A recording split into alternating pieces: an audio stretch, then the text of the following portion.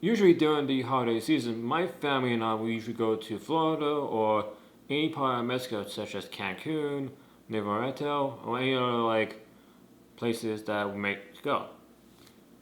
However, though, this year we went a little different because there was a lot of food, a lot of fun, and so many things to talk about.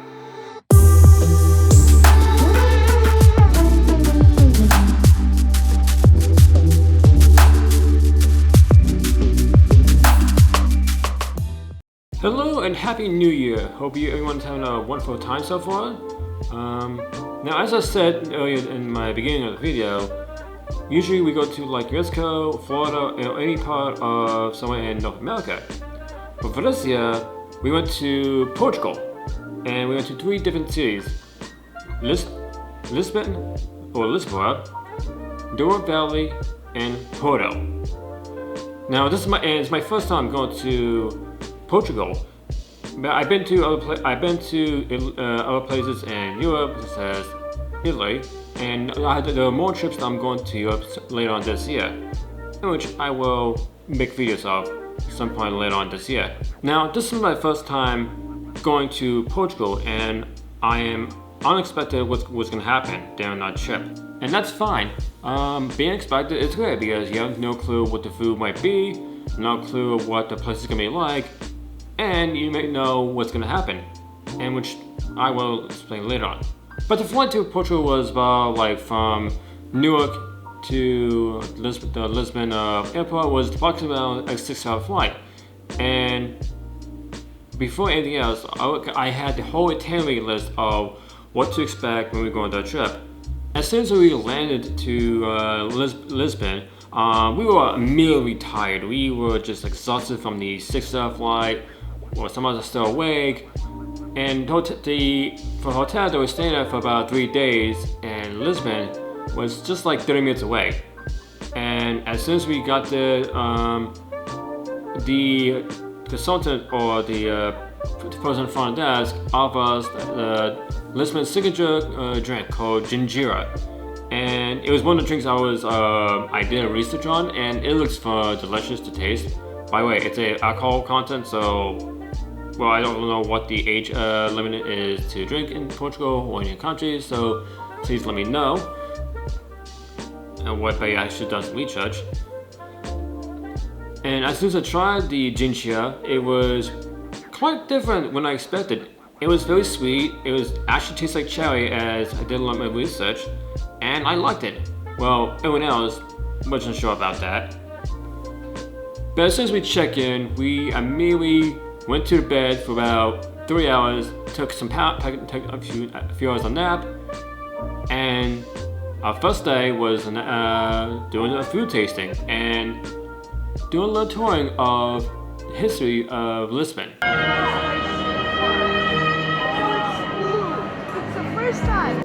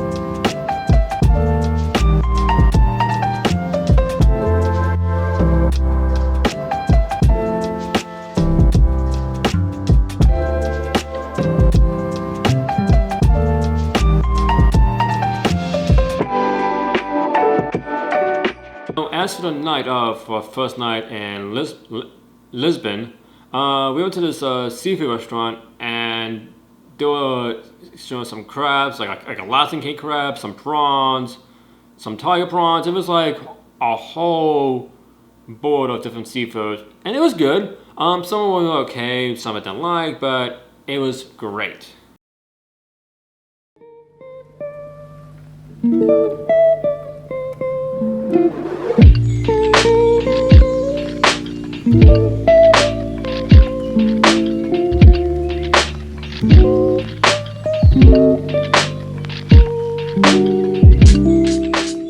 On the second day of staying in Lisbon, we kind of shop around, explore the city, and have a lovely lunch at this hotel.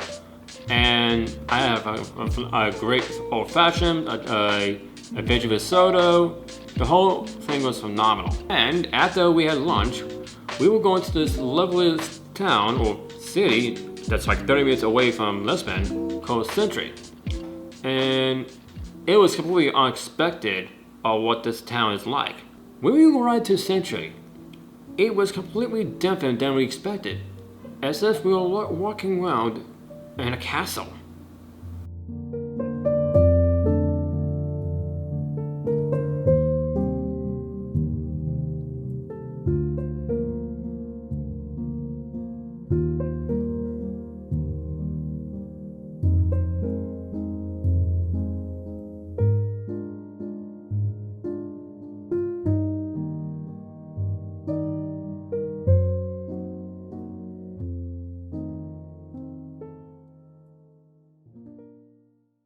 Now, if I'm gonna be completely honest, Century is probably the most beautiful place I've ever been to. With the Catholic architects, the chapels, the gardens, it was phenomenal. Now, on the second night, when we had dinner, we went to this place called the Mini Bar, and I can say the food there was phenomenal. There were very creative foods that were like something that were delicious. Like there was some like a tuna wraps, some really amazing appetizers. It was just something different than expected, and the cuisine was phenomenal. Now on to day 3 of staying in Lisbon, and this is just more relaxing. We just still like hang out a bit, but the weather was not great. It was still raining a little bit, cloudy, but our tour guide showed us to this one little area that had the hugest flag of Portugal, and she explains a little history of how this one kid was asking his parents about why is there no giant flag in Portugal, and the parents brought to them that they had no clue about why. So the kid, unexpected, wrote a letter to the president of Portugal and asked him to make a giant flag, and that was pretty much the whole story of it. Plus, after that, we drove around the city, and we went to Bethlehem, one of the oldest forts in Lisbon.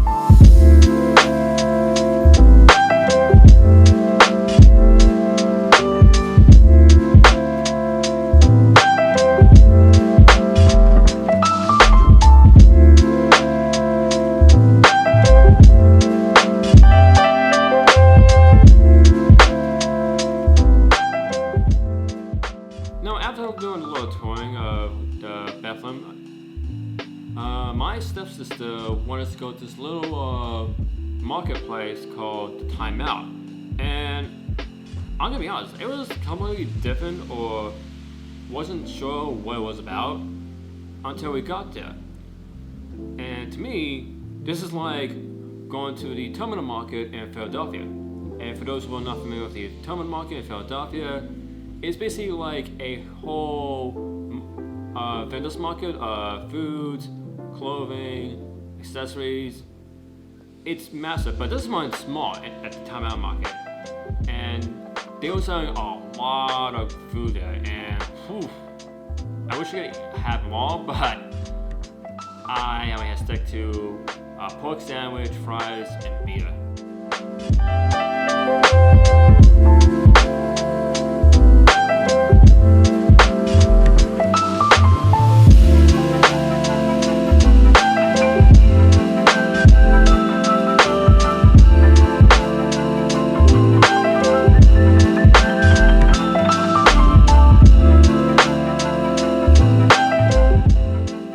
as for celebrating the New Year's, we stayed at the hotel that we were staying at. They served us a lot of food, a lot of drinks, and we had a fun time partying around at the hotel, which is at the rooftop.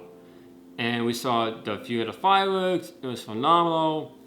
Guess I have a better time than having a great New Year's time. It was great. It was phenomenal. The next day we have, day 4, was something completely unexpected. For we are about to go to a little detour to the city of Nazareth.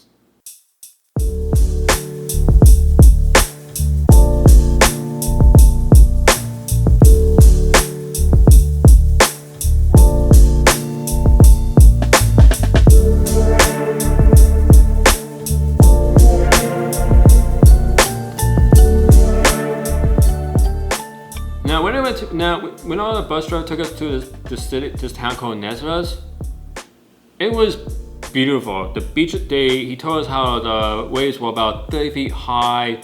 The beaches were phenomenal. It was like something like painting. And here's a little something to show you guys just what I'm talking about.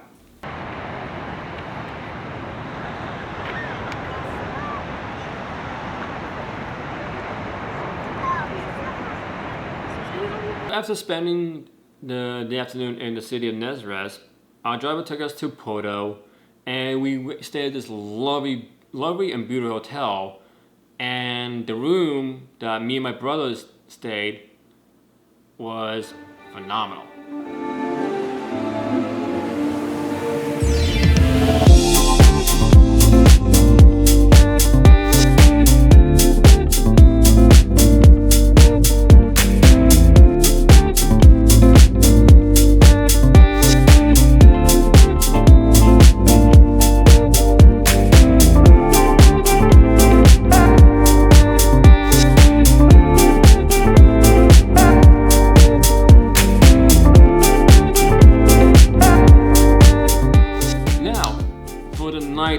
When we stayed at Porto, oh boy, this was something unexpected. So we went to this restaurant that was at the hotel called Bornlöf, and it's a sushi restaurant, and the service was not that great. We stayed at the table for about 2 hours. The server was not doing a good job. They were making sure it was doing fine because some of our family members had nut allergy, shellfish allergy, and even celiac. So again, they were trying to make sure not everyone gets a food allergy, but they were taking so long to get food out. So after that night of dinner, we had to recall this. At least 8 out of 10 of us, 7 out of 10 of us got food poisoning. And that was fun. And honestly, this is the first time I ever got food poisoning at a outside the country. And we weren't sure what to do. And my whole family we were sick. We were in pain. Just with Mindme, just makes my stomach. So I get more minute. Okay, I'm fine now.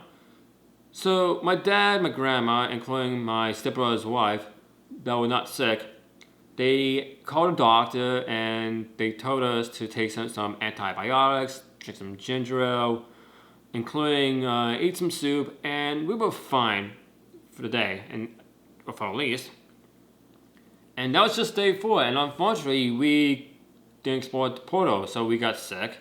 But the only person who explored Porto was my grandma.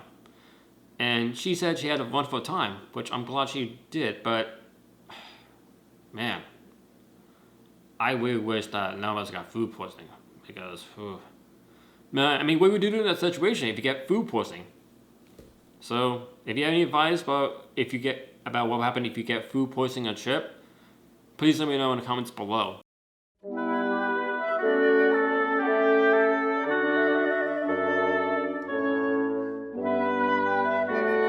After recovering from the disastrous dinner and the food poisoning, we were about to head out to the next stop for our trip, Douro Valley.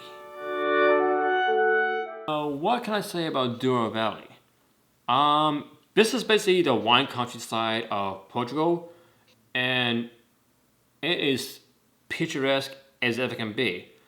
Of all the luscious grass, the Mexicanesque, the beautiful mountains, and this is something that's completely unexpected when we went to Douro Valley. We left the hotel, and after relaxing for a bit, we met with probably one of the best people we met. Yeah, you're a lover, huh? Thank you so much. This is Akar, and he is the best security dog that ever hotel could ever have.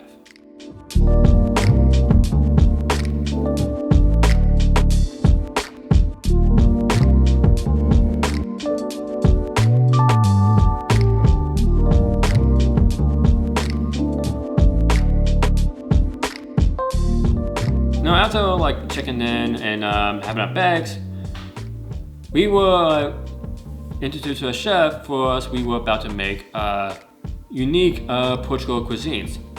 For where I was the only one who cooked. Well, I cooked clams, seafood stew, and after that, we kind of got the honors. I walked around the kitchen, met the chefs, and they were very nice. And even after still recovering from food poisoning, we were also going to this little lab or spice class in which we can make our own spices. And it was okay. I mean, we just kind of create our own spices, and the instructor gave us some details about what's the best spice to use for some dishes. And here's one thing I didn't know. Not a lot of people in Portugal use salt because it is considered bad for your health. It makes sense because in other countries we use salt for seasoning, it's salt for flavor, but for countries that don't use salt for reasons such as for health or religious reasons, that's fine. But sometimes using a little bit of salt adds to a little more flavor.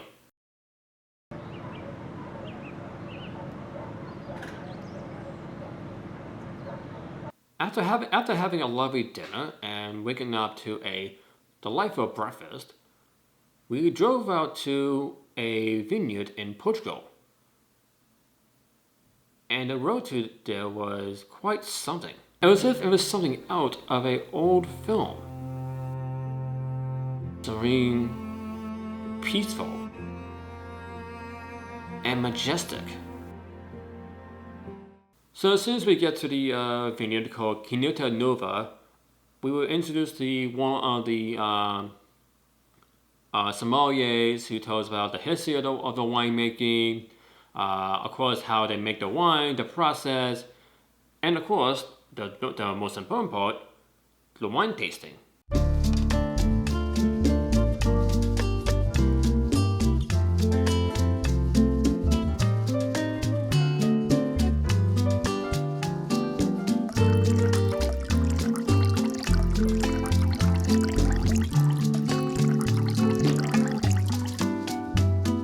After tasting the wine, we were escorted to the dining hall and have a lovely lunch, in which we all had a lovely meal. After lunch, we were then escorted to the nearby dock down the river, and it was a lovely boat ride going from the vineyard to a place we were being picked up. And wow, and the boat ride couldn't be more smoother.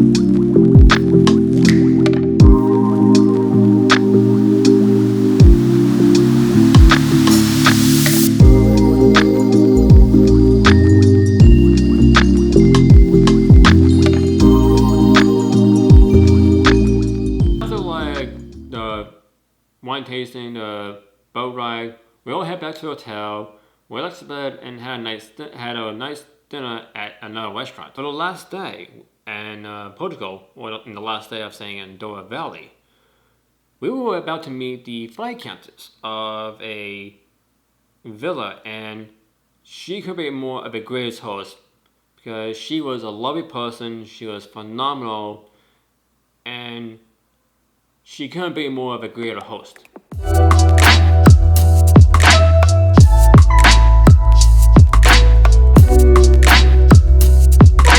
When we got there, the viscountess named Maria, she showed us a tour around her house, her hotel, and even teach us how to cook, where she teaches how to make flatbreads, some meat dishes, pork, and even how to make a cream custard dessert. And like I said, she couldn't be more of a greater host of anything.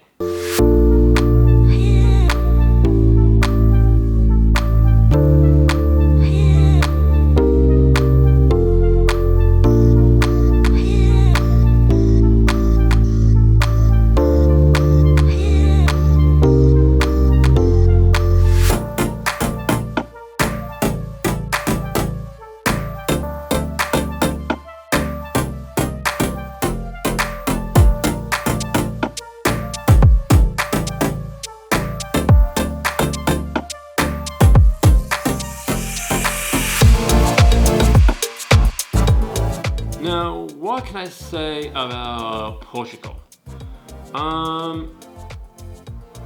It's a very lovely country, that I can say.